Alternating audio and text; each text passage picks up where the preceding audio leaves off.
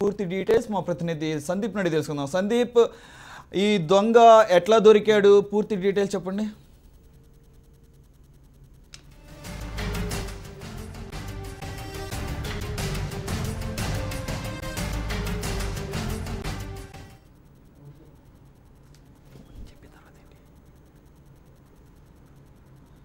మనం ఒక అప్డేట్ చూస్తున్నాం. హార్లీ డేవిడ్సన్ దొంగను పోలీసులు అరెస్ట్ చేశారు. ముంబైలో అదుపులోకి తీసుకున్నారు. 2 రోజుల క్రితం షోరూంకు వచ్చిన నిందితుడు టెస్ట్ డ్రైవ్ చేస్తానని బైక్తో సహా పారిపోయాడు. నిందితుడు పశ్చిమ గోదావరి జిల్లా భీమవరానికి చెందినవాడని, ఓఎన్జీసీలో సబ్మెరైన్ ఇంజనీర్గా పనిచేస్తున్నారని గుర్తించారు పోలీసులు. ఇక పూర్తి డీటెయిల్స్ మా ప్రతినిధి సందీప్ నుండి తెలుసుకున్నాం. సందీప్, దొంగ 2 రోజుల్లోనే ముంబై వరకు వెళ్ళిపోయినట్టుగా సమాచారం ఉంటుంది. ఇతన్ని పోలీసులు ఎలా ట్రేస్ చేయగలిగారు?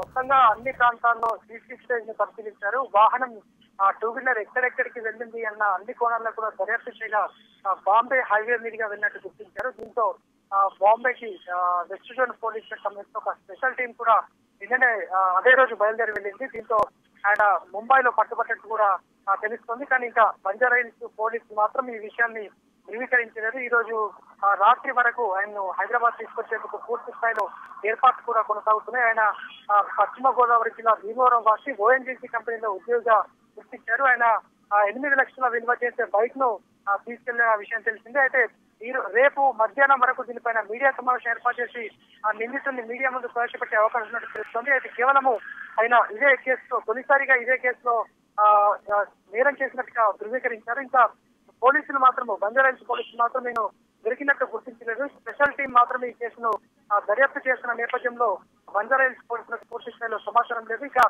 రేపు ఈ రోజు రాత్రి వరకు చేస్తున్న తర్వాత రేపు మీడియా ముందు వచ్చే అవకాశం మనకు స్పష్టంగా కనిపిస్తున్నాయి.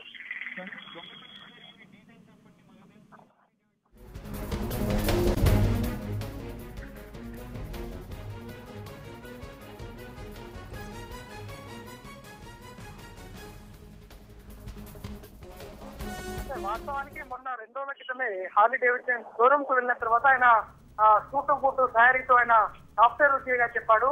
ఆయన దగ్గరున్న క్రెడిట్ కార్డ్స్ తో పాటు అన్ని కార్డ్స్ ను కూడా ముందుంచి వాటిని ఒక రకంగా వెప్పించే ప్రయత్నం చేశాడు. దీంతో వారికి కూడా ఎలాంటి అనుమానం కలగలేదు. దీంతో బైక్ ను ఒక ముందు వరకు సుమారు 300 అడుగుల వరకే ముందుకు డిస్ట్రిబ్యూట్ చేస్తారంతో వారు కూడా ఓకే అన్నారు. కానీ 3 గంటలు గడిచిన తిరిగి రాకపోవడంతో అనుమానం వచ్చి వాళ్ళు కంప్లైంట్ ఇవ్వడం జరిగింది. ఆ కంప్లైంట్ ఆధారంగా ఆయన బాంబే వెళ్ళినట్టు గుర్తించారు. ఇక స్పెషల్ టీం పోలీసులు రాత్రి వరకు చేరుకొని రేపు మీడియా ముందు నిందితుల్ని ప్రవేశపెట్టే అవకాశాలు కనిపిస్తున్నాయి. Right, thank you very much Sandeep.